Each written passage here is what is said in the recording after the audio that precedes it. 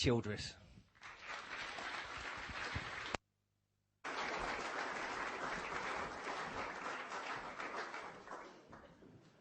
Thank you, Hugh.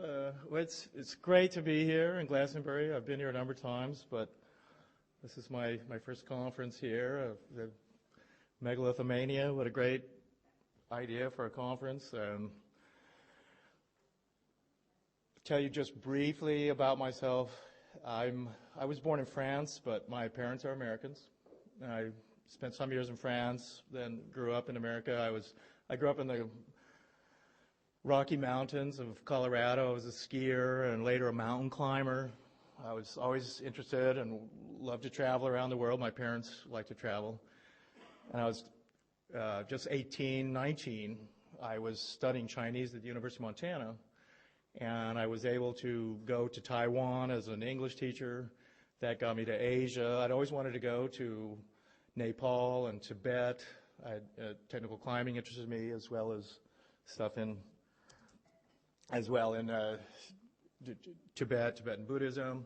And like you guys, I've always been interested in unusual things, ancient history, and Atlantis, megaliths, and some of the mysteries of the past.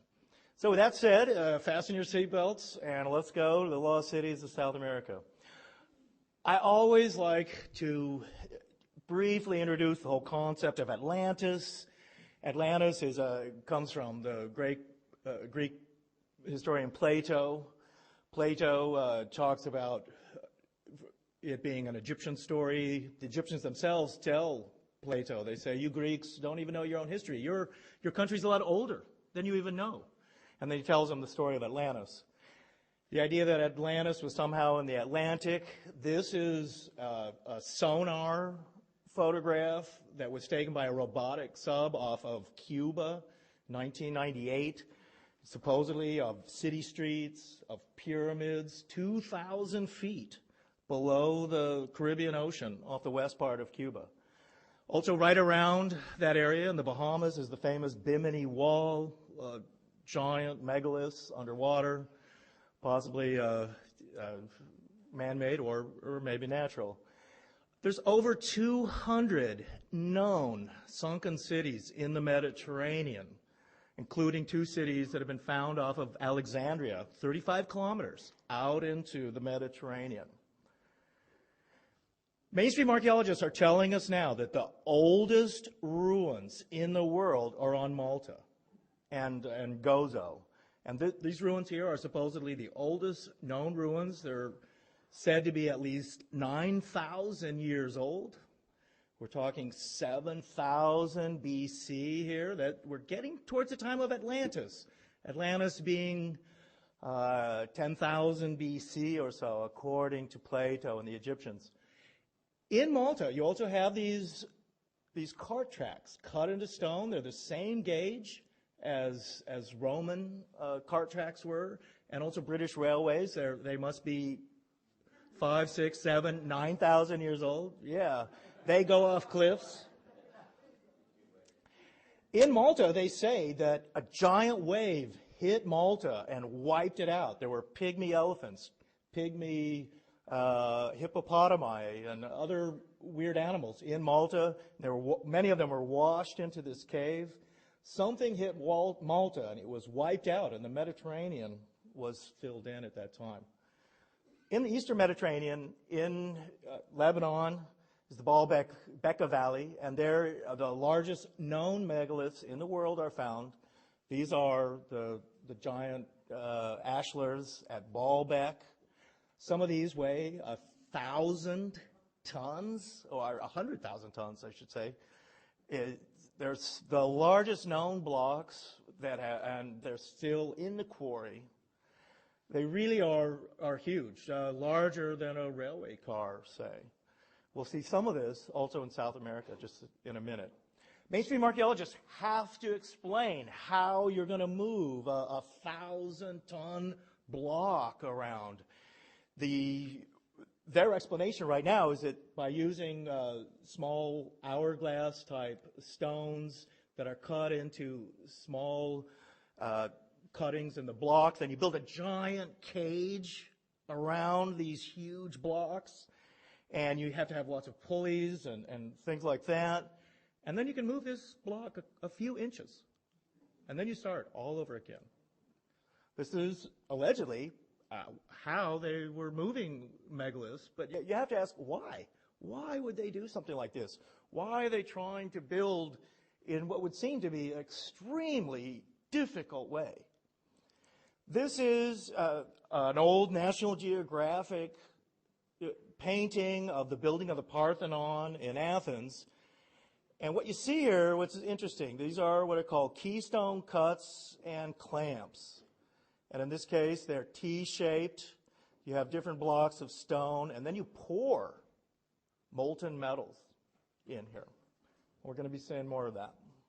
If you go to Egypt, there are supposedly pre-Egyptian ruins in Egypt, pre-dynastic, possibly from Atlantis, over 10,000 years old. This is the Osirion near Abydos.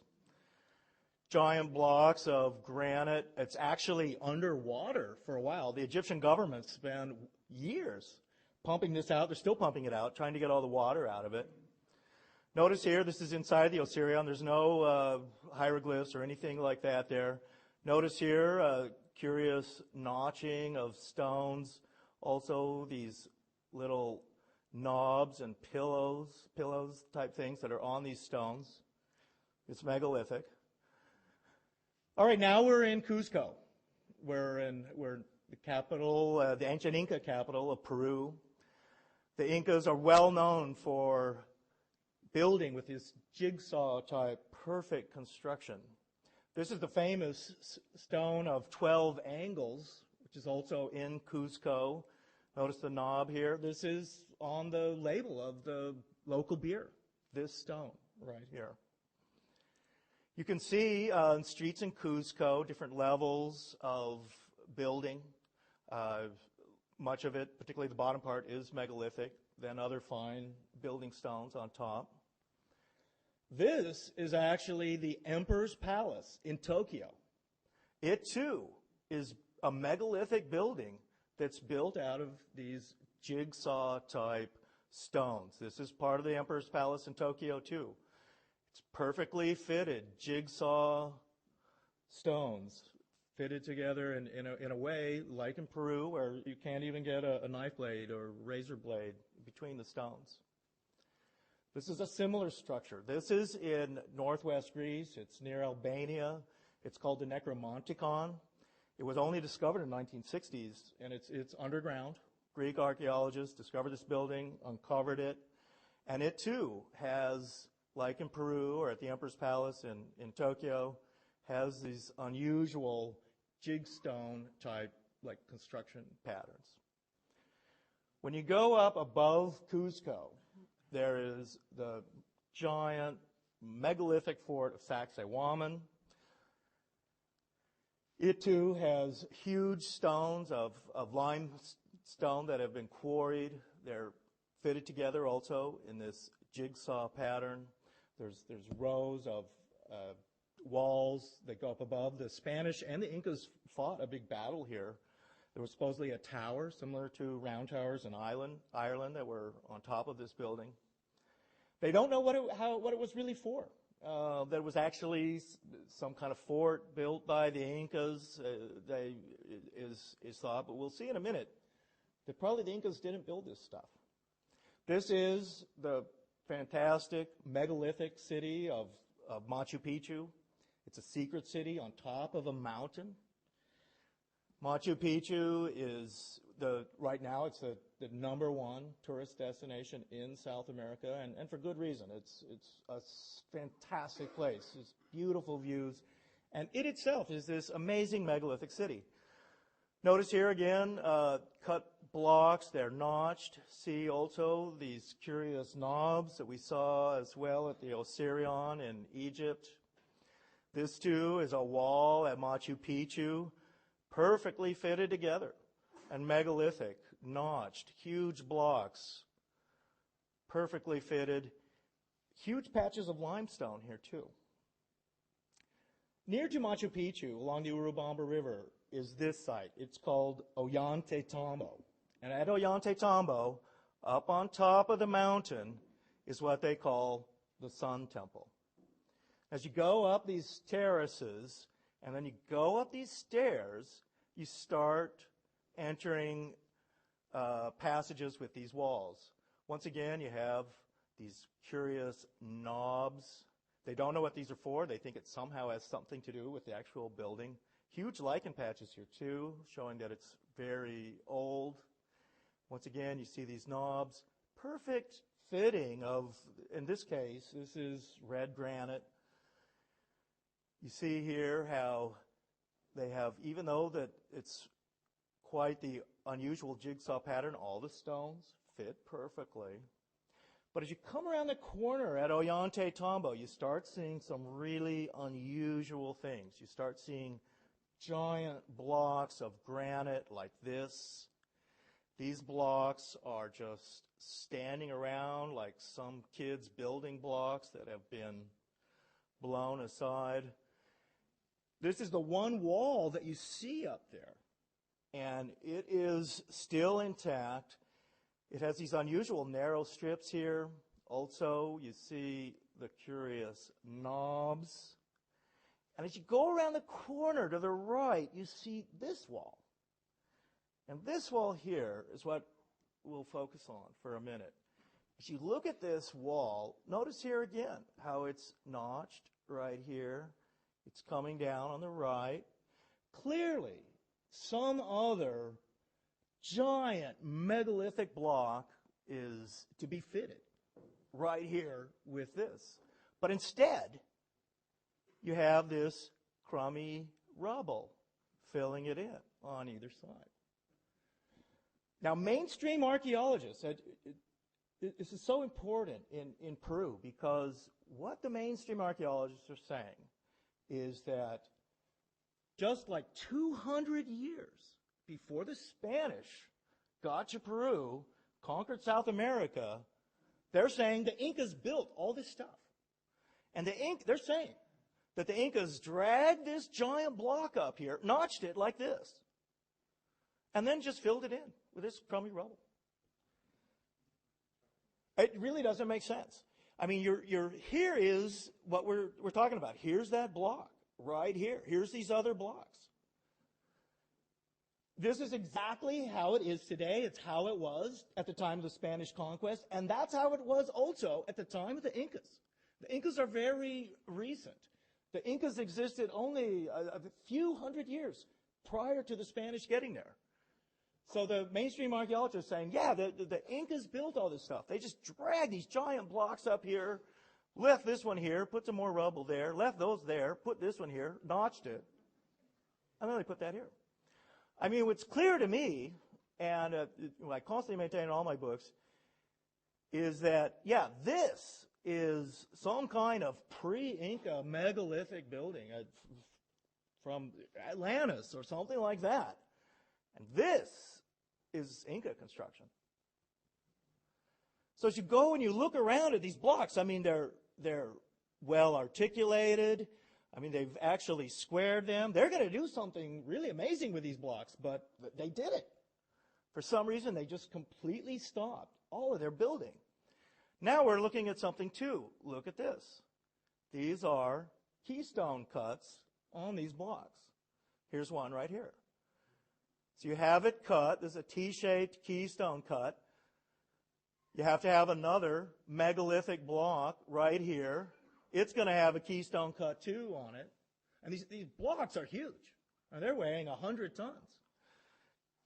You wouldn't think they would be going anywhere, but they want to connect them with these metal clamps that they pour in place. Here's what it looks like. This is what these blocks. I mean, here's a keystone cut ready to go. Just needs another giant block to be fitted against it. And they're saying that the Incas did all this. As you leave Cusco and you go up higher into the Andes, you will come to Lake Titicaca, highest navigable lake in the world. It's about 13,000 feet in the Andes. And along the west side is this curious structure here. It's what they call the Devil's Door, the Door of Amaru Ruru. Some people call it a Stargate. It's built into solid rock, granite. The thing is about 40 feet high. Right here, it's about 6 feet high. People claim that they have interdimensional experiences here. You would think that other giant blocks were somehow one time either fitted up against this and are now gone, or that they were meant to.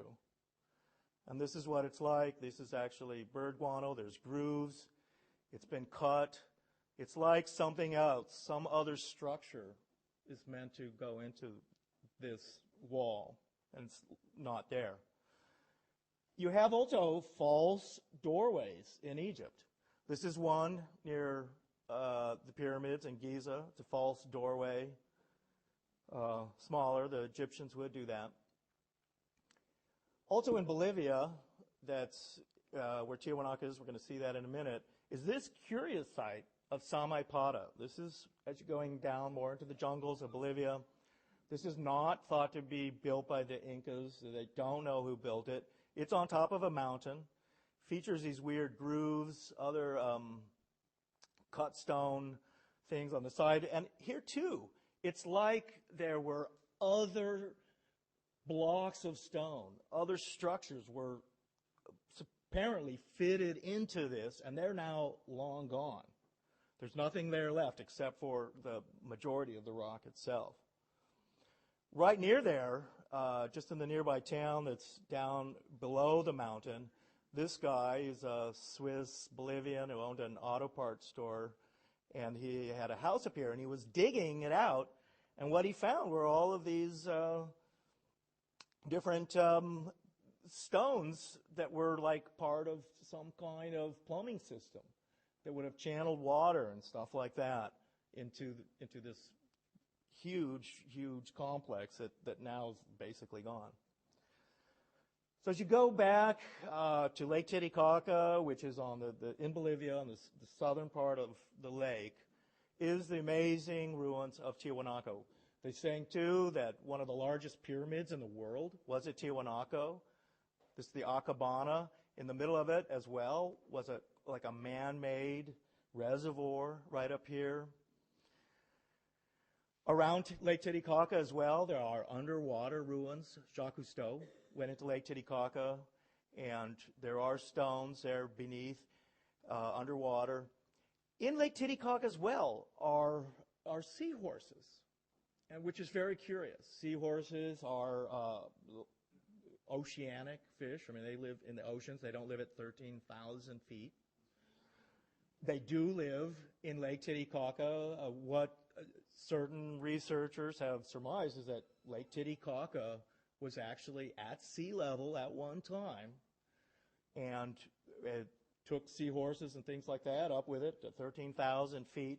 And then as snows from the Andes came down, Lake Titicaca eventually became a freshwater lake. And in fact, the saltwater drained into another lake in Bolivia called Lake Popo. James Churchward, who was a British colonel in the 1800s, we'll talk about him more in a minute, he believed that South America had been, as tectonic plates rose and fall, that there was the Amazon Sea and there was some kind of canal going through, and that would be one possible explanation for like seahorses and stuff like that at Tiwanaku. At Tiwanaku is the famous Sun Gate. He's wearing a feathered headdress. He's carrying these rods. Tears are coming down his eyes. This thing itself is not really from where it is in Tiwanaku. Somebody in prehistory took this giant one piece of granite, and then it's actually from another area some miles away, and then he stuck it in this other area of Tiwanaku. But you can see here too how coming down here, this area is notched. Other huge walls would have been perfectly fitted into this. At Tiwanaku as well is this famous sunken temple, the Akabana, or the Coliseum they call it. And around that is there's hundreds of stone heads, it's supposedly to show all the different races of mankind are allegedly here depicted in this sunken temple. You've got here also Tiwanaku does have some andesite statues He's wearing a turban. That's a kind of curious thing. And at Tiwanaku and other areas too, people wore turbans. And it's sometimes said that in Atlantis, people wore a kind of a knotted turban. At Tiwanaku, right now, they're still excavating, and the work starts and stops. What they have found, and in fact, you're not supposed to take photos of this for some reason, but down here in Tiwanaku, what they found are all of these tunnels and passageways. And apparently, Tiwanaku at one point had entire rivers diverted into it, and water was flowing throughout the city. And probably what it was some kind of huge metallurgical plant. And they were washing ores out and getting all kinds of various metals out of Tiwanaku. This is the famous Kon-Tiki statue that Thor Heyerdahl named his boats after some of his expeditions, where he would build these balsa rafts or these reed boats, and he would try and sail them across the oceans to prove transatlantic contact. He's known as Kon-Tiki. Notice here he's got a beard, he's got a mustache. American Indians do not have facial hair. They don't grow beards. They don't have mustaches. He's also holding his hands in a special way. This is known as the tiki position, and you see it in New Zealand, Tahiti, and things. One hand over your stomach, one hand over your heart. This is a very special thing in the Pacific Ocean, especially. And if you wear like a New Zealand greenstone pendant, he'll always have his hands that way. Yeah, so you have this Akabana, this giant pyramid. It had a lake on top of it. It apparently, even how they got water up, it was some kind of huge hydraulic works. They got water up in here, they stored it, it then washed down through Tiwanaku, through all these passageways and tunnels, apparently, in my mind, washing out the ores and things. About a mile away of Tiwanaku is a related site called Pumapunku. It too has giant blocks of granite, and there, again, are these keystone cuts. So here we go. In these keystone cuts, when they're at Ollantaytambo near Machu Picchu, well, they're built by the Incas. But now you have keystone cuts like this there at Tiwanaku. Tiwanaku is admitted to be pre-Inca. And in fact, these giant blocks here, you wouldn't think they're going to go anywhere. But yeah, they wanted to put these keystone cuts and then metal clamps in here.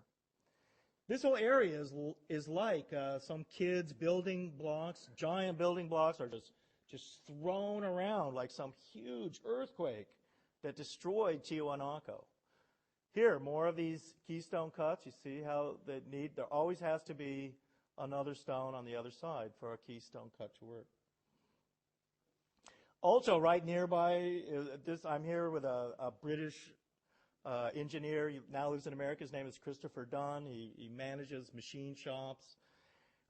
When we travel to Egypt and South America and other places together, he's always bringing his technical gauges and things like that. And this stone here at Tiwanaku, and it has all of these holes drilled in it. It has grooves going through it. According to him, as he measured it, he felt that this had to be made by some kind of power machine. That's what he says. I mean, hand tools couldn't do this, according to him. He's saying that they're using power tools, and what he's even measuring is the distance of each of these holes. So he's a friend of mine, and he wrote a book called The Giza Power Plant. You might have heard of that book. His specialty really is looking at machining and how, in his mind, some blocks of stones are machined. And according to him, it can only be done by power tools. Also at Tiwanaku and Pumapunku, you see here typical trenching by archaeologists. It's like this 3, 4, 5 feet of muck and mud just wiped out this city. So archaeologists dig these trenches just to see what's down there, find something. And yeah, they find also these blocks, more of these keystone cuts. The clamps are gone. That any person coming along here, if these things are exposed, first thing they'll do is take those the clamps, and then they'll hammer them into spearheads and knives and swords and things like that. But you see here how these blocks, this building was just totally collapsed, but it's collapsed in basically some kind of giant mud flow and tidal wave of muck and mud that somehow came from Lake Titicaca or the rising of the Andes. This is what one of these blocks looks like with a metal clamp actually poured into place. You have to pour molten metals into these things. And that itself is a tricky process and basically shows that somehow Tiwanaku was some huge metallurgical plant. Here are keystone cuts too. These are in Egypt. These are at Karnak, at Luxor. These Egyptian keystone cuts are often hourglass kind of shaped. This is also a keystone cut in Egypt. It's like an axe head type keystone cut. I mean, you actually find this all over the world. Now, mainstream archaeologists are saying, no connection here. Keystone cuts in Egypt and in Peru or Bolivia, no, there can't be any relationship, can there? But, I mean, if that's true, I mean, that's incredible. I mean, how would people in far different places of the world create what is a pretty unusual method of fixing large blocks together? This is a wall at Edfu in southern Egypt near Aswan. And here you also see keystone cuts from, these are keystone cuts, but this is a wall from dynastic Egypt, only these blocks are not meant to be here. I mean, they've been scrounged from some other building by the Egyptians themselves. And then they've stacked them up just willy-nilly, a block here, a block there. Some of them have keystone cuts on them. They're not ever going to have molten metal poured into them because, well, they're on a vertical wall. You can't pour molten metal into this. Here are a few blocks like here. Yeah, they actually put the two blocks that were together originally. They re-put them together. Well, over here, here's a keystone cut, but, you know, there's no corresponding one. I mean, this wall is not meant to be like this. It was just recreated in ancient times by the Egyptians. Back to Bolivia and South America. Bolivian and German archaeologists in the 30s, as they began excavating, I mean, they were amazed at these buildings. I mean, and architects, as they try and drew pictures of them, this is what they thought they looked like. These perfectly fitted granite blocks articulated with these Swiss crosses and things like that. I mean, it was some kind of amazing structure built by expert builders. I mean, these guys were stonemasons par excellence. And this is what they think these huge buildings are like.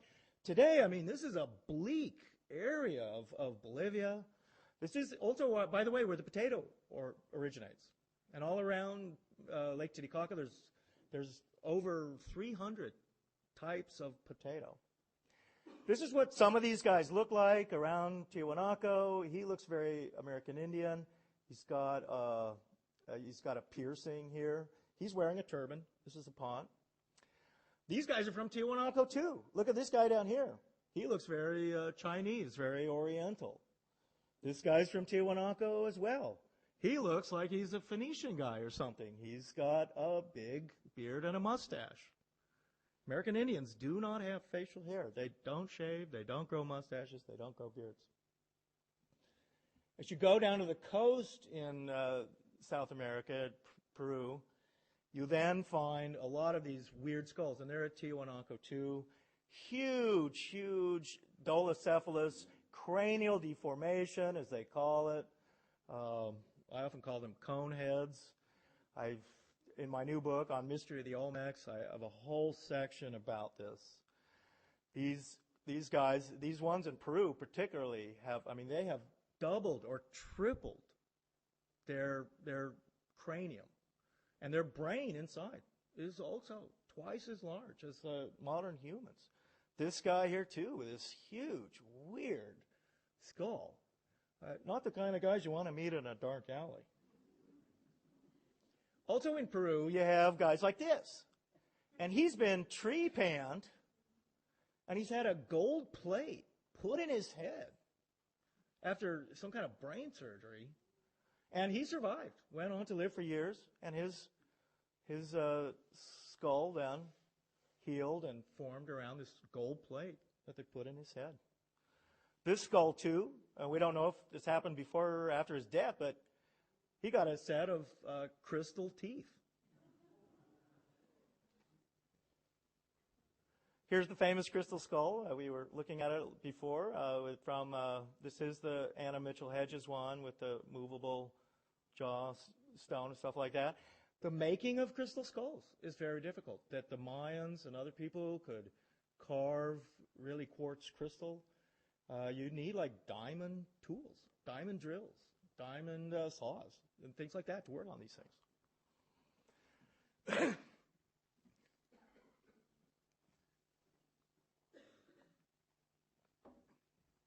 You have also more skulls here, and this one's also, this one's in Mexico here. Some of these guys too, they often were thought to have red hair. And you see red-haired skulls in Peru. This guy's wearing a red turban. This is a skull from Peru. He's a red-haired guy. You might think maybe Vikings or somebody like that were headed into Peru. Right along the coast of Peru, near Paracas, is this, the candlestick of the Andes, it's called. Can really only be seen from the ocean. It's like some huge naval marker for sailors. And you're coming down the coast of Peru, and you see this thing, and then you have an idea, okay, this is where we need to dock. Also in this area, and this is the area of these giant, weird, deformed skulls and stuff too, you have the Nazca Plain, and you want to fly over this. You can't really see these things unless you're flying in the air. There's hummingbirds, there's all kinds of lines. Some of these lines go for hundreds of miles straight through the Andes up towards Tiwanaku. This one here, there's like hummingbirds and things like that etched into the ground. Weird trapezoids just sort of going here. Lines intersecting willy-nilly. I mean, what's it all about? I mean, they're trying to figure it out. There must be a lot of different things superimposed on each other. They look for astronomical and astrological alignments, things like that. And they find some, but it really just doesn't explain all the stuff they're doing there. It's still a mystery.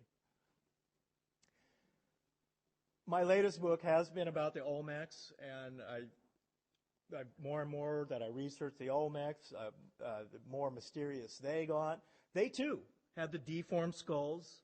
They would do this cone head thing and elongate their heads. This is what these Olmec guys look like this. They have these elongated skulls, weird eyes, a bunch of oddball characters. This one, too. This is in the Yucatan, this skull. This guy's actually had his whole face flattened and widened. Now, we don't know why they did this. It has to do with the aristocracy. We do know that as children, young babies, before the plates in their heads fuse when they're about 2 years old, if you can start to shape the skull. And apparently this is what they did. We don't know if they were imitating other people they saw. I mean, that's one theory. They were imitating extraterrestrials or something like that. They wanted to double the capacity of their brain. They wanted to look taller. It was some kind of elitist thing, too, where it was the aristocracy who looked like this. The Olmecs weren't even known until really the early 1940s, and that they started finding these giant basalt heads. They weigh about 20 tons. They would find them in the oil exploration areas of the Atlantic coast. Huge, huge basalt heads just in swamps and things like that. Bulldozers would uncover them. And one of the things about the colossal heads, as these guys are called, is that they look really African. They're wearing helmets or turbans. They have the wide nose and the thick lips. They look like some Nigerian rugby players or something like that. They find these too in the Pacific coast too. They find them in Guatemala, Olmec artifacts have been found all the way down to Costa Rica and Panama, and well up the Pacific coast as well. Some of the Olmec heads were they were completely buried in these areas, and then people were like walking across this one. There was a little trail, and finally people noticed a nose and stuff like that, and then archaeologists began to dig it out. Here's that head now at the one of the museums in Jalapa. But you see how, in this case, very, very African-looking guys. This guy, too. This is how they find them, these giant, giant weird heads. This is made out of basalt as well, which is extremely hard to carve. Also, at some of these Olmec cities, that La Venta, very, very good sewage and water systems. These cities were like pre-planned cities, extremely well made. And the whole Olmec area really is what they call the Isthmus of Tehuantepec, this area right down in here. Although the Olmecs were up the Pacific coast, they were down into Guatemala and El Salvador, even farther south. But this is the area of the Olmecs. It's called the Isthmus of Tehuantepec in the very southern part of Mexico. And it's the narrowest part of Mexico between the Pacific and the Atlantic Oceans. And in fact, when they were first trying to build something like the Panama Canal, there were three places that they wanted to do it. One was here at the Isthmus of Tehuantepec, and the other one was in Nicaragua, and the third was in Panama, where they did build the canal. What the Mexican government did instead of building a canal across here was they built a railroad to connect these areas. But it's interesting here that the Olmecs, this was their area. Those colossal heads are in this Atlantic area, but it's thought that the Olmecs originally started here around in the Pacific area where Guatemala come together. This guy's an Olmec too. Here, he looks very Egyptian. He appears to have a false beard. He's wearing a headdress that's kind of Egyptian. This guy's an Olmec. In fact, everything that they used to ascribe to the Mayans, they now ascribe to the Olmecs. That's the number system, the hieroglyphs, the ball game. He's holding a rubber ball here. Soccer, football, it originated with the Olmecs. How about that? By the way, the Olmecs typically are said to go back to about 1,300 BC, so over 3,000 years ago at least for the Olmecs. Here's a chart at Comacalco, one of the Olmec capitals. These are all these guys are Olmecs. Here's what they look like. They're weird, elongated heads. This guy down here looks very Chinese. Weird, weird guys. They were obsessed with jade as well. And to the Olmecs and Mayans, as well as the Chinese, jade was the most valuable of all the commodities. In fact, these guys, these figurines of Olmecs, they're made of jade.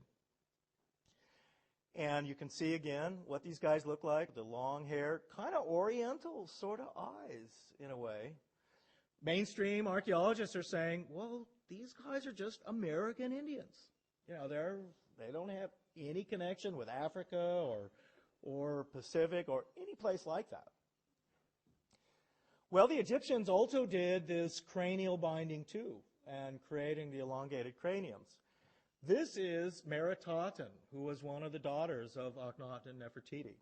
And she too is basically a cone head with cranial deformation. Tutankhamun, he's also a cone head. He has a deformed cranium as well. This is a statue from his tomb. And this is what he looked like. You can get this is also Tutankhamun. You get a better idea of what his head was. Also in Tutankhamun's tomb, by the way, was a trunk of boomerangs.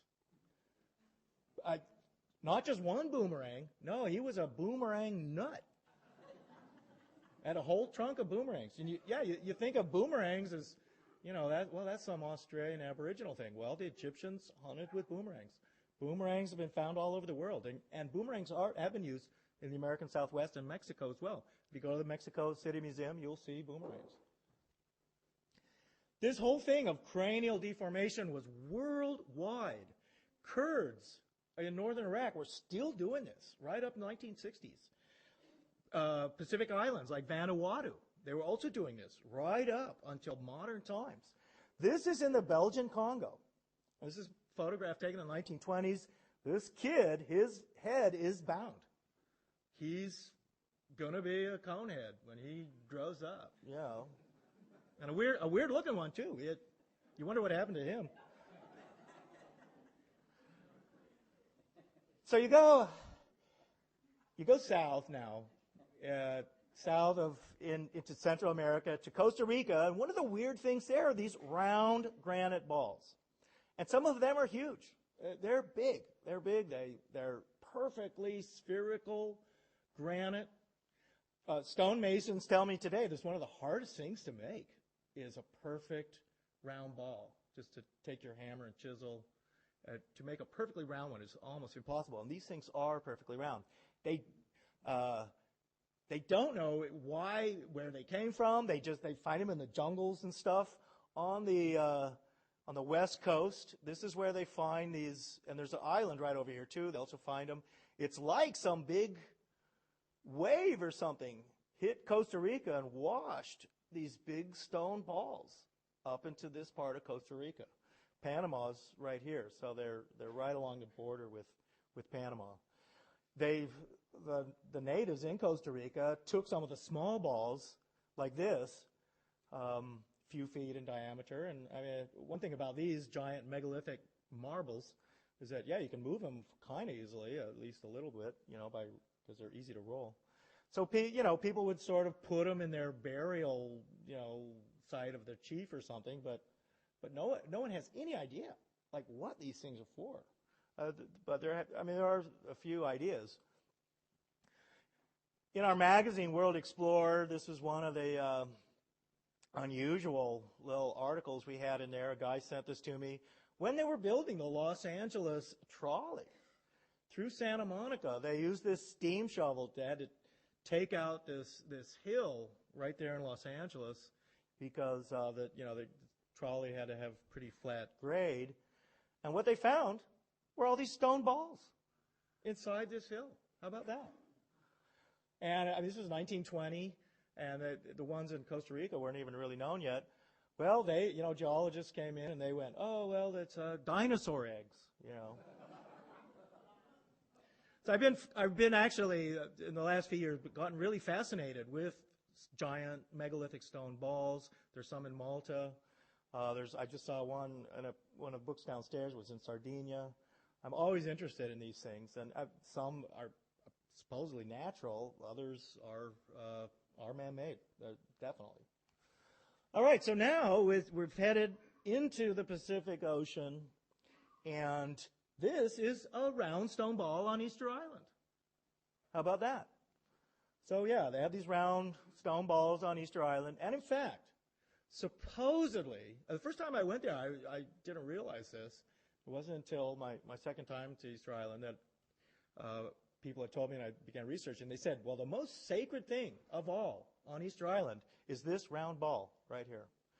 And it's in a little remote area of the north coast of Easter Island. There's a little mini village right there, but it's just this ball. And in fact, this wall around it is basically a wall to contain this thing. And this is it's about 3 feet or so in diameter. The ones in Costa Rica are a lot bigger. But I thought it was curious that the mythology on Easter Island is that this round stone is the most sacred thing. And why, no one knows, but there's something magical about it, they say. There's not any of the stone heads right near that ball, but these stone heads are found all over Easter Island. Many of them are in the crater. They're often buried deep up to their chests, but often, usually about half of these statues is still underground. And archaeologists don't really explain that very well because, for them to build up 20 feet of ground soil around them would show that they're really, really old. But that's not what archaeologists say. They're only, again, made supposedly a few hundred years before the Spanish and the Dutch got there. But here you can see this guy. I mean, he's buried up to his chin here. I mean, there's a whole nother body right down to the waist, twice as big as this, below ground. And it's not like the Easter Islanders would have like purposely buried these guys. No. They're around the crater. Here, you can see these guys, like this guy. This one over. I mean, there's another 30 feet underneath these guys. They don't have feet. According to, this is the big quarry at Ranaraku. According to the legends on Easter Island, these things, by the way, they're cone heads too. They have the flat heads and stuff like that. These guys also had some kind of, their statues are depicting cranial deformation. As you go up these cut stone stairs into solid rock, into the crater, which is the quarry on Easter Island, it's kind of in the, sort of in the middle of the island, down to one side, what you have is this crater lake right here, and it has in it Totora reeds, the same reeds that are at Lake Titicaca. These are the reeds they built the reed ships out of. These are the same reeds that Thor Heyerdahl built his ships out of. And as you go in there, here's the big quarry. This is where they really cut all the stone heads and stuff like that. Here's the reed lake here. But all in this area, too, are more of these stone heads, and they're all looking down into, here they are. They're all looking, and they're all buried, but they cut them in the quarry, and they moved them here, and they're looking down into the lake. It's kind of like a natural amphitheater, something like that. Up in this area, too, there are 7 stone seats, supposedly. These elders or masters or somebody, they sat up here, but here are these stone statues, which never really went very far. They stayed all around the quarry. Here's one of the largest stone statues still in the quarry. This one was not removed. It's still sitting there. It's one of the largest of the statues. Some of these things are 100 feet high. This one was actually discovered by Thor Heyerdahl in Easter Island. And this is a unique statue because he's in an unusual kneeling position known as Quizuo. And this is a Shang Chinese dynasty statue from the Shang dynasty. Was about also 1,300 BC. And the Quizuo position is this unusual position of being on your knees with your hands on your knees and your head forward. Here's an Egyptian statue in the Quizuo position. This is you're kneeling forward, your hands are on your knees, and it's it's an unusual position, one that has to do with some kind of subjugation to a ruler. You get down in front of the king, you're on your knees, you put your head forward, and you put your hands on your knees. At Tiwanaku, also, statues were found like this, with their hands on their knees, they're kneeling down, they're wearing turbans too. Here, these have been moved into the Tiwanaku Museum right now. The Olmecs as well. Many of the statues, the Olmecs, are in this curious Quizuo kneeling position. This guy has this top head on him, and that's what the Easter Island statues had that too, a red top knot. They were wearing these red hats. This is a small statue from Harappa in the Indus Valley. He too is in this unusual kneeling Quizuo position. Very unusual and distinctive. Again, mainstream archaeologists are saying, oh, no connection here. Rongo writing, which is the writing on Easter Island. Here's this remote island. Easter Island is one of the remotest islands in the world. Hawaii is also quite remote. And they supposedly developed their own language. It's written as the ox plowed, with what they call Bosafuidran writing, where each line is read left to right, and the next line right to left to right. And that writing, which is still undeciphered, but it's very similar to the Indus Valley writing that today you find in India and Pakistan. This is a Rongo tablet with the curious hieroglyphs. Each line is read left to right, then right to left to right. Doric Greek was written like this. Also Hittite, the Hittite. And it's thought also that the Hittites were some of the people who were mining some of the copper up in northern Michigan. This is Hittite writing here. And Hittite writing was, early Hittite writing was a hieroglyphic writing like Egyptian, and it would be left to right, right to left, or up and down, and then up, down. There's this statue on Easter Island, too. Very curious statue, very unlike the other ones, with breasts, also a weird, elongated skull. This is a stone statue, supposedly depicting maybe what somebody actually looked like. Here you can, it would have had quite the unusual cone head, I would say. Other statues on Easter Island were, according to the legends, they were placed around the edge of the island, looking into the interior of the island.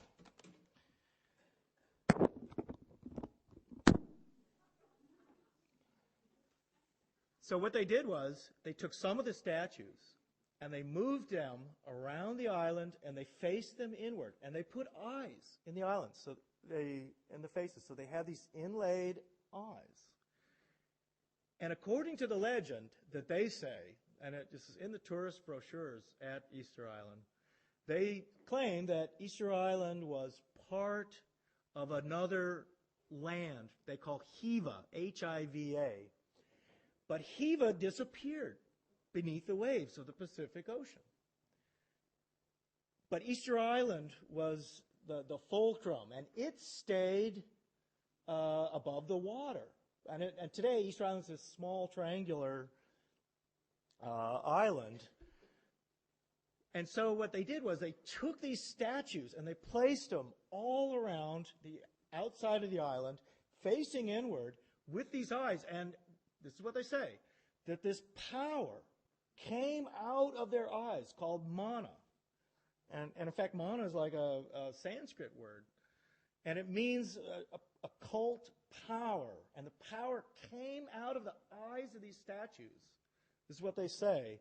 And it protected the island and kept it from sinking beneath the waves. This is a very well-known, popular legend on Easter Island. What happened later, in fact, there was a war between the long ears and the short ears, they say, on Easter Island. It's another thing with the Easter Island statues. They have very, very long earlobes, quite extended. And you see this Buddha, depictions of Buddha. He also has very big earlobes. Kind of interesting thing to look at when you see statues and things, whether they have these like really big earlobes. Easter Island statues have that. You can see how some of the statues are so huge. Now, according to the islanders, these statues walked around the island themselves. That's what they say, although they didn't have feet. Some of them, here's the guy who's in the Kuzuo position here, kneeling. He's a unique statue. There's only one statue on Easter Island like that. You can see, too, how these things are so buried. Guy standing, this is part of Thor Heyerdahl's expeditions. And in fact, even a boat is like drawn on this chest down here.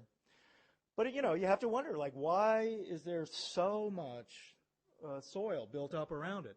Archaeologists saying, these statues have only been here a few hundred years before the Spanish got there. But, I mean, in my mind, it seems like they've been there for thousands of years. How they moved these statues around, they don't know. The islanders say that they walked where they went. So when you go to Easter Island, they say, well, yeah, they built these cradles, and this is kind of a small statue, and they rocked it around, and eventually they got it somewhere, and they stood it up. Although it would make a lot more sense if they really walked these statues upright, like a refrigerator that you might walk around. And although, according to them, they honestly believe that the statues themselves actually walked. And in fact, here's a weird thing. The statues could only walk in a clockwise manner around the island. Here's where the crater is, over here where they're made, this area. And then but they had to walk. So according to Easter Islanders, this is weird. There's this magnetic field right around here. In fact, Jacques Cousteau's son, Philippe, had an ultralight on the boat, and the Calypso. And they told him, they said, well, if you're going to fly your ultralight around Easter Island, don't stay away from this volcano over here. They said, don't fly over there. And because there's this anomalous magnetic field. And in fact, compasses won't work right on Easter Island. They won't point north. They'll point to this thing right here.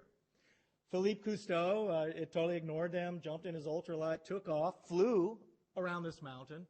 The instruments in his ultralight went crazy. He crashed and was almost killed, and they had to medevac him to Santiago, to the hospital, to save his life. So it's kind of a curious thing that supposedly, and I get into this in my book about lost cities in ancient Lemuria in the Pacific, like there are statues around this part of the coast, but here's the quarry. But the Easter Islanders are saying, oh, well, for a statue, couldn't go from here to over there, that short distance. According to them, the statue had to walk around this magnetic thing here and come like this. That's what they say. There's also where supposedly some of the statues were up here on these cliffs. Would have been very difficult to get them up there. So you've got the huge lichen patches on the statues. I mean, today, mainstream archaeologists are basically saying, well, you just had some Polynesians who got to this island. They got bored, so they invented their own writing. They built all these giant statues, just something to do. But now, here, you'll see, this is one of the ruins on Easter Island. It's called Vinapu. It is like the buildings in Peru. And you see the curved stone walls, you see the perfect fitting together, you see notched stones, it's notched over here. It's kind of a unique platform, but here you really see, and a lot of archaeologists have pointed this out, what this building in Easter Island is identical type of construction that you see in Peru, and that's significant. I mean, there really is a connection there. How they can doubt it is beyond me, but they do. And they continue to maintain that Easter Island and South America have no connection. Francis Mazière, he was a French archaeologist, and he lived in Easter Island for the 60s. And he had an unusual thing. Because the Easter Islanders say that they're from this lost continent, this lost land called Hiva, he proposed, and he was a pretty mainstream archaeologist in a way, he proposed that there was this mountain ridge right here going north, and that this was all land right here, and even at some point during the Polynesian occupation, and it sank into the ocean. If you do look at underwater relief maps of this area of the Pacific, you'll see that there is a big submarine ridge here, just like he's got, and that in theory, with certain earth movements, could be above water. This is James Churchward. He wrote the Lost Continent of Mu books. He was a British colonel. He was sent to India in the late 1800s. He became a mystic. He said that he was taught by this rishi in India who basically told him about ancient civilizations and around India and the Indian Ocean and in the Pacific. And he was sent by this rishi once he retired from the British Army, to go out into the Pacific and look for evidence for Mu. And he did that. And he, kind of like Eric von Däniken, who sort of found, every painting and cave painting was an extraterrestrial. Church would go out and he'd find writing of Mu, just about everywhere he went. But he was a pretty cool guy, and he was quite wealthy to travel through the Pacific back then, the late 1800s, turn of the century. Very expensive. I mean, he was a wealthy guy, so he could do all this. And in fact, he was one of the inventors of stainless steel. In his later life, he lived in New York and around Philadelphia, and Bethlehem Steel had to pay him royalties on stainless steel, molybdenum steel they call it. And he had invented this right around World War I. But to avoid paying him royalties, they supposedly concocted a bad accident for him where molten steel was to be poured on him while he was touring the steel plant. And that's what he figured they were trying to kill him at that point. He did survive and got away from it. So Churchward himself, he had a lot of kind of oddball ideas. A lot of them came from India. He believed that, there was this continent of Mu in the Pacific The South America was this Amazonian sea like this. Atlantis was in the Atlantic. He thought people migrated all over the world. He also came up with the idea of pole shifts, that the Earth, that ice builds up the poles, and the Earth, according to him, would occasionally shift forward. And this would be devastating cataclysms all over the world. Continental plates would rise and fall. Every volcano would go off. There would be massive earthquakes. Huge tidal waves would wash over continents. Mammoths are flash frozen in Siberia, that kind of a thing. Other groups, too, thought that there was these continents in the Pacific, Lemurian Fellowship. They actually believed that this lost continent, the Pacific, took in part of California and Australia. And in fact, I mean, there's some unusual things there where you have these ratites, these giant birds like the moa, ostriches, the rheas and stuff like that these giant flightless birds somehow originated on some continent. By the way, too, marsupials are basically known to be in Australia, but North America does have a marsupial, too. We have marsupial possums in North America like in Australia. So yeah, there's kind of for all marsupials, there is something that corresponds with it in North and South America. So yeah, even zoologists, biologists are saying, yeah, there's some kind of evidence for some pan-Pacific kind of land bridge and stuff like that. Churchward also said that ancient Indian records talked about ancient Ceylon, and he thought the Maldives, that there was a sunken land to the south of India. Now Vedic scholars are more and more saying exactly that. And in the last few years, these guys in India, mainly the Tamil guys, they're saying, yeah, there was this continent that went out. Sri Lanka was all part of it. Down here, this submerged Tamil Nadu, Pandyan kingdom, and the ancient Mahabharata, these really, really ancient Indian texts are talking about that. And in fact, recently, satellite photos of southern India and Sri Lanka show what they call Rama's Causeway. And this thing is underwater now, but what satellite photos are showing is that, yeah, there was like a big, long, and in ancient India, they say it was man-made, that connected southern India and Sri Lanka.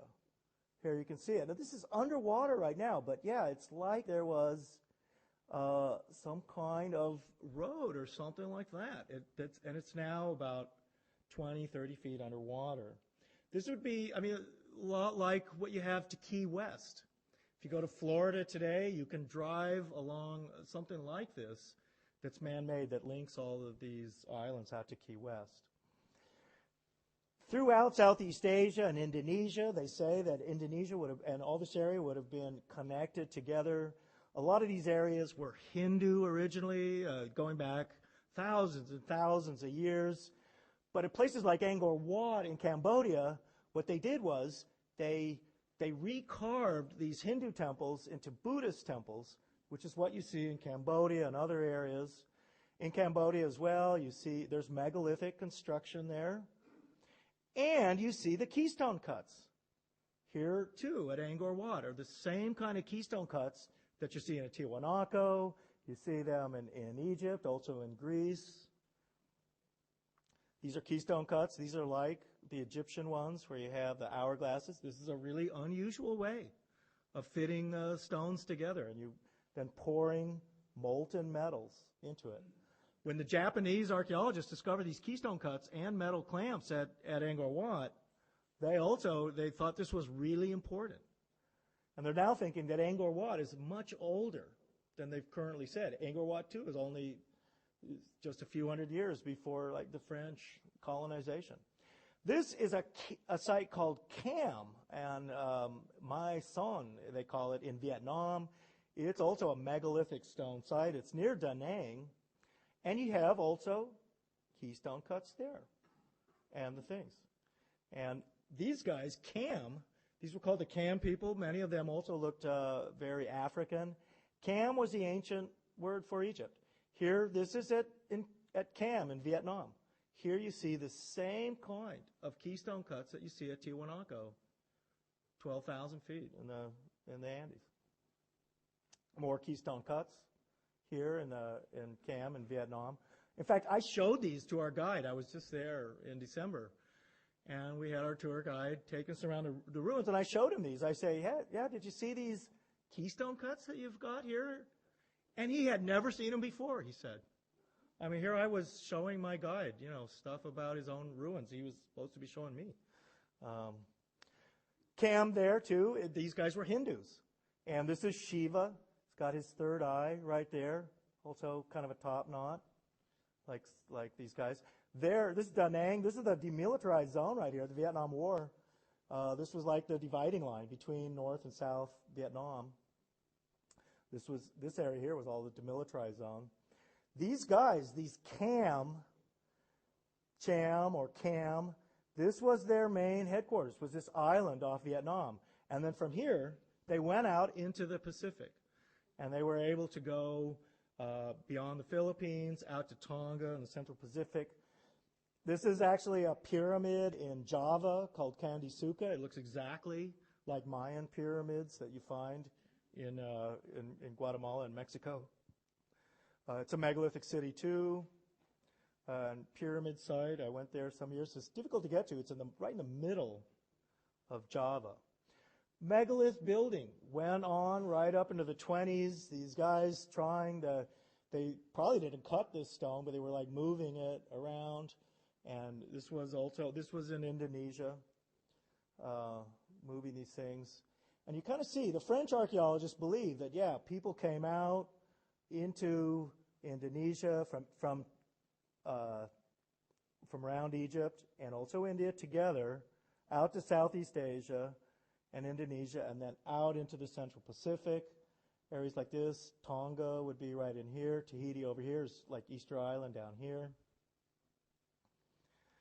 And most of the Central Pacific is known as the Polynesian Triangle, with Hawaii up here and New Zealand, Easter Islands over here at one edge of the triangle. The central area of this would be Tahiti, really. Tonga's right over here. This area here, what they call Melanesia, these guys are all very, very African and dark. I mean, the idea that Negroes, blacks, are from Africa, well, for whatever reason, they're also from this area here. How they got there, anthropologists don't know.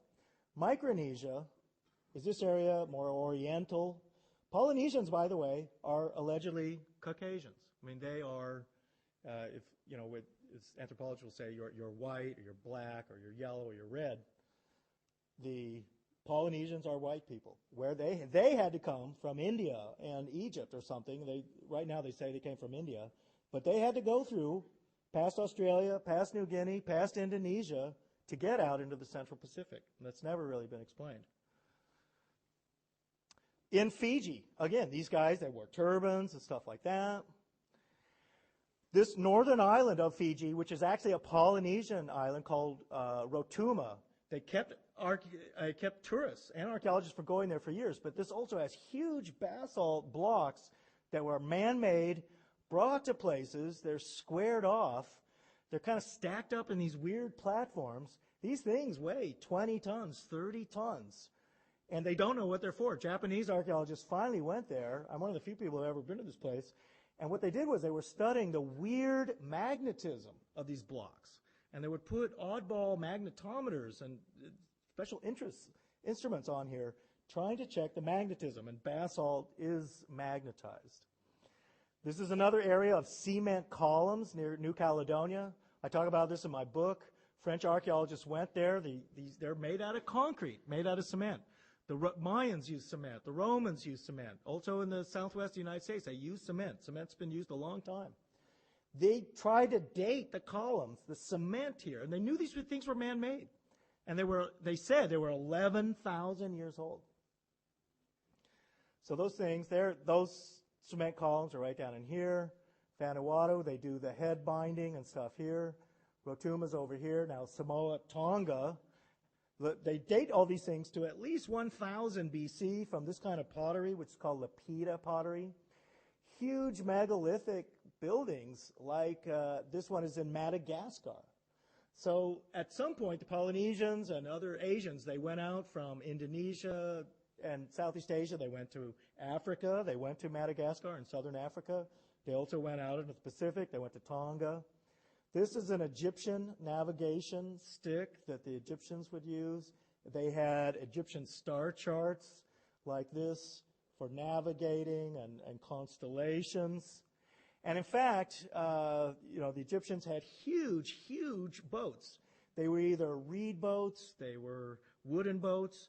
They had boats that they could totally dismantle out of wood, and they could just pack them up, carry them over some isthmus or something like that, and then re-put these boats together if they had to. And it's a curious thing because all over the Pacific, you have the word Ra, Ra-iti, Ra-pa-iti, Ra this, Ra that.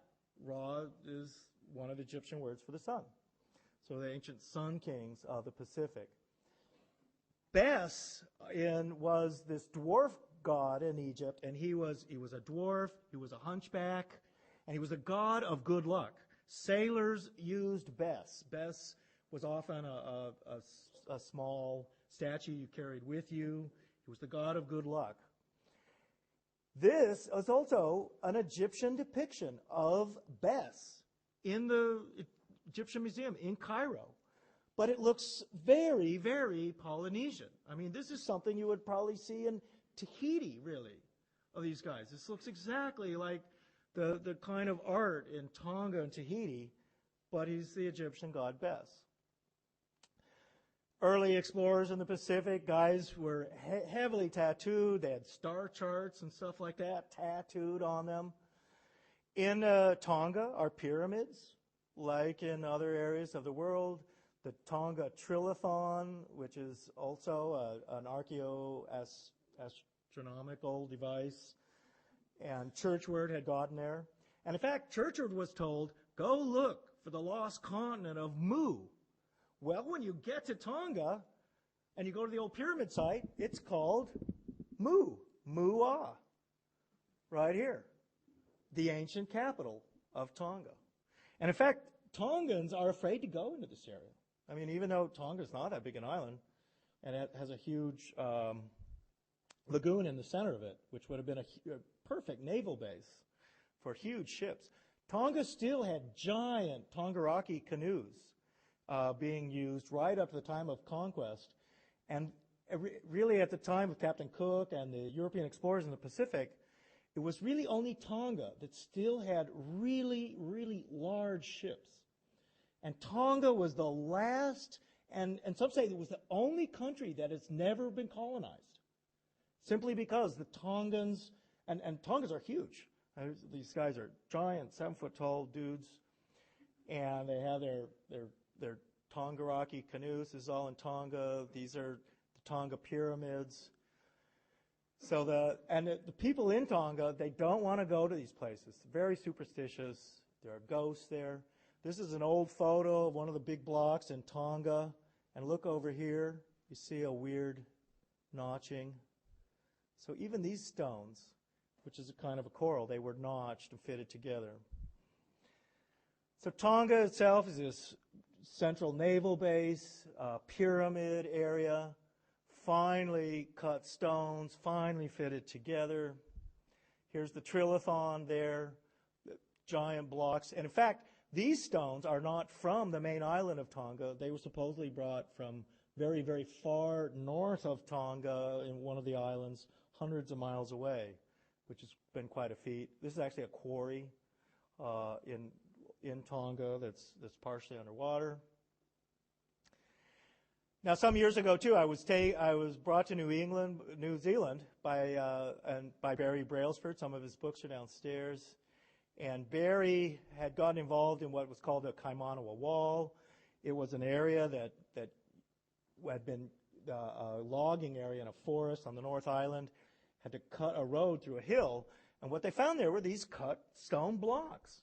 They were rectangular. They seemed to be fitted together, like what you see in Tonga, but it was covered by an ash deposit that they knew was over 2,000 years old. So here's Barry Brailsford doing some of the studies here.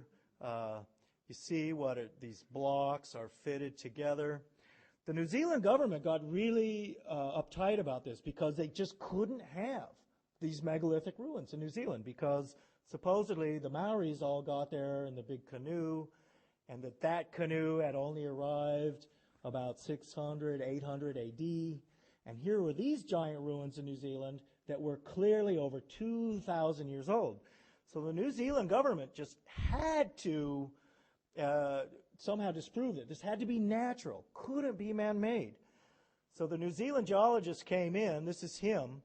So they had to have a theory where this was just a natural formation, the blocks had crystallized into perfect rectangles. All right, and then, but of course, even they couldn't admit that it would have such a perfect face. So what their theory was that the block had to fall forward, and it had prismatically crystallized, but then the face fell off. So what you had was this, what looked like a man-made wall, but it wasn't a man-made wall, it was just natural.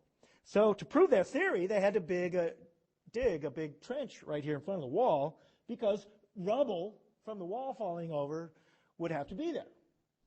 And here you go, here's the wall. But no, they could not prove it. Although they didn't bring backhoes and things like that in. So yeah, this all, I was on the BBC and stuff at the time. But even today, I mean, the New Zealand government tries to hide this thing. They don't want people to know where it is, and they do not admit that there is some megalithic walls in New Zealand. Rarotonga, this is another island just north of New Zealand. In fact, Tonga and Rarotonga, these ancient islands, they know people have been in Tonga for at least 3,000 years. And there was a megalithic road that went through there. This is the Tongaraki canoes. They could hold up to 200 people. This is what the Tongans did. There's that weird island in the north of Tonga, and it has a megapode bird, one of these flightless birds that lay the big eggs, like moas, like ostriches. But it lives on this remote island, on this one island in Tonga. And zoologists say, yeah, they couldn't fly there. These birds had to walk to those islands. They had to. Tahiti has pyramids and things too. Also on Tahiti, like this scarab, Egyptian hieroglyphs and things like that. So this is a remote island. You're not allowed to go to this one. This is Rapa Iti, again the Ra sound, which is one of the Austral Islands in the South Pacific. It's part of French Polynesian. But at the top of this mountain is also, they've carved this mountain out. There's like a city at the top, kind of like a Machu Picchu. Here they're going up to it. You cannot really go to this place. Thor Heyerdahl went there in the 50s on his private boat. And one of the reasons allegedly is that French atomic testing is near this area. So that area of the Pacific is off limits. You go to the Marquesas, you also have these giant basalt formations. North of Tahiti, north of the Marquesas, is this weird island here called Malden's Island. It has pyramids and platforms on it too, and it has roads that go into the ocean. This island is uninhabited. No one lives there today. At the time of European colonization too, no one has lived on this island for hundreds of years. Even today, you can only get there, and here's some of the stone platforms. You need to go in a private yacht to this island or charter something. I mean, it's the rare person who's been there, and I haven't been there either. So you have these oddball deserted islands. They have pyramids and ruins in it. And this will be just the last little bit here, and we'll be all over. This is really the eighth wonder of the world. This is the city of Nan Madol. It is a city built out of basalt crystals. Some of the walls are 30, 40 feet high. It's built as over 100 artificial islands built into the ocean. This is an island near Guam. That's built in the sort of what we call Lincoln log fashion.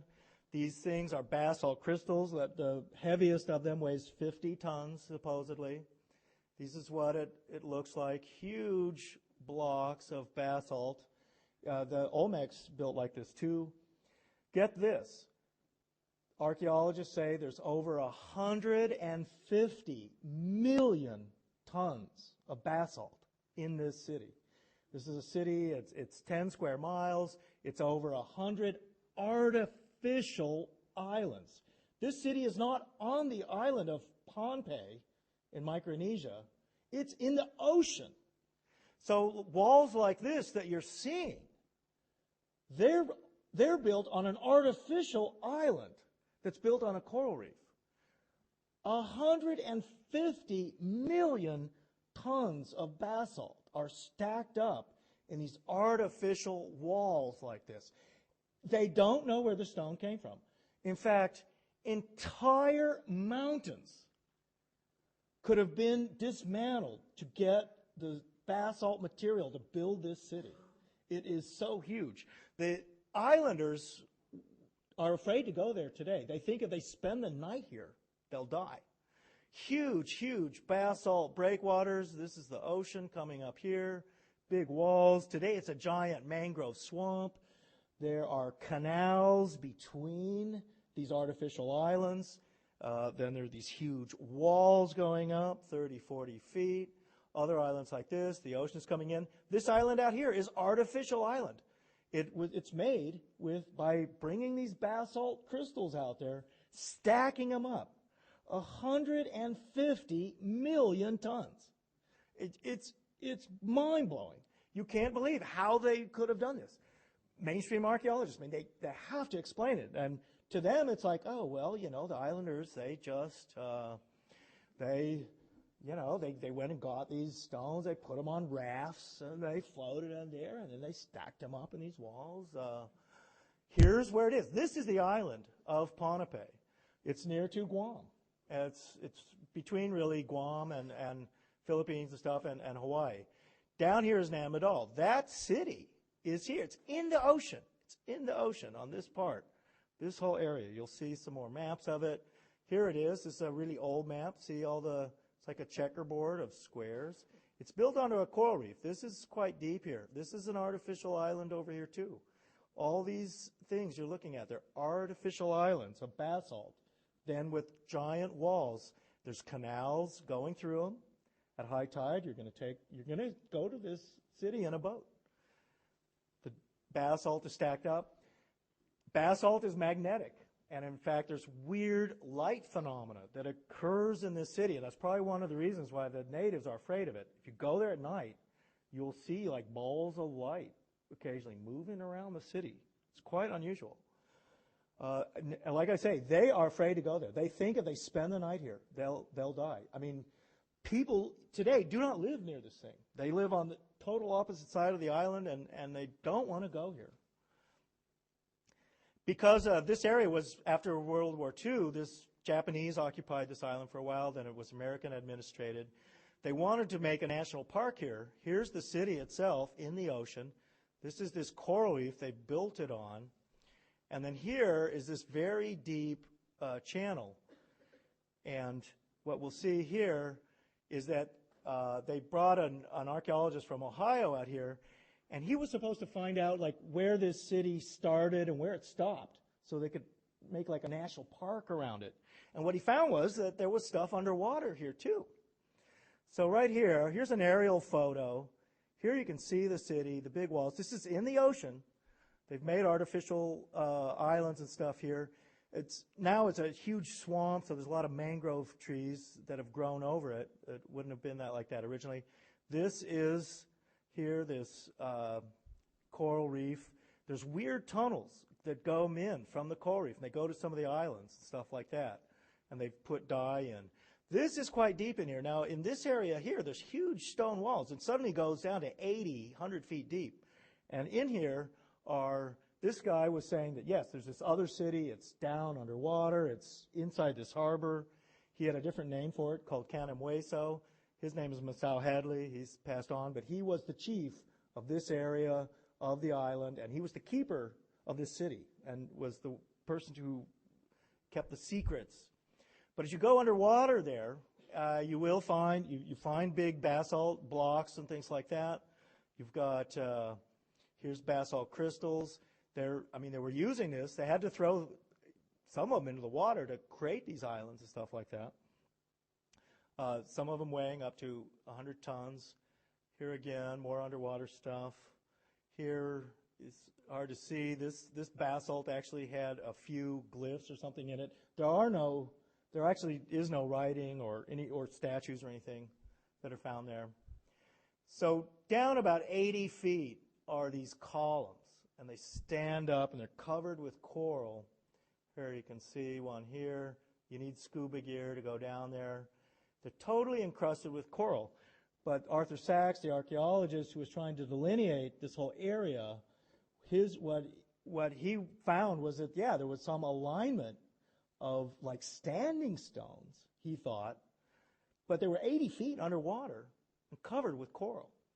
Here you can see one right here. So this area became controversial because there certainly are stones and stuff underwater, but not thought to be this deep. Here again, these standing stones and with the coral and stuff on them. Here we are trying to break some of the coral off, try to get inside to see what kind of stone, in theory, kind of things. There's another island right by Ponape. It also has giant walls like this guy. It's also built out of basalt. This is on Kosrae Island. It's not as extensive as Namdal, but it's still pretty big. At Saipan, too, Saipan, which is north of all this area, north of Guam. Also huge standing stones like this. Apparently there was giant temples and stuff like that in this area. And even today, these are pretty remote islands, although you're getting kind of closer to Japan with all this.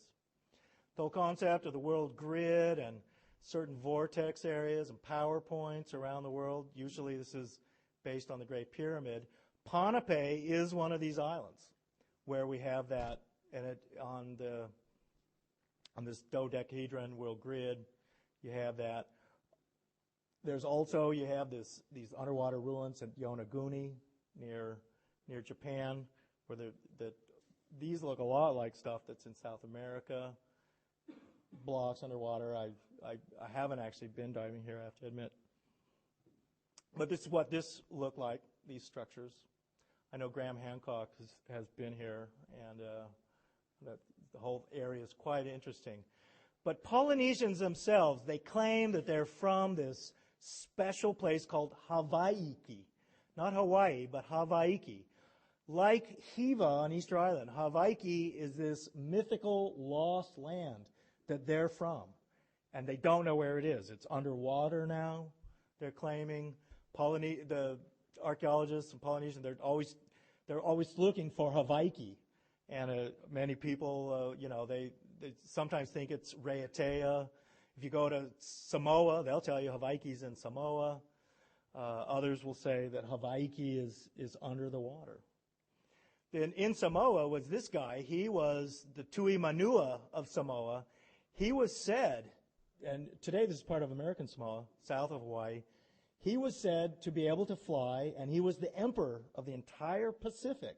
Although the island he lived on was this really small island with obsidian mines in American Samoa. And, whoops, let me go back.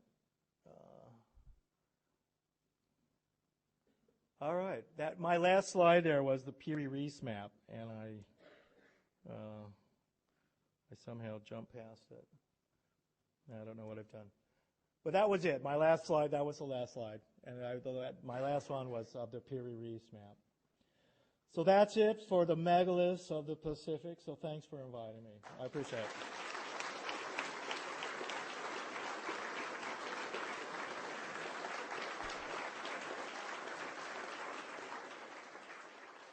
Okay, thanks.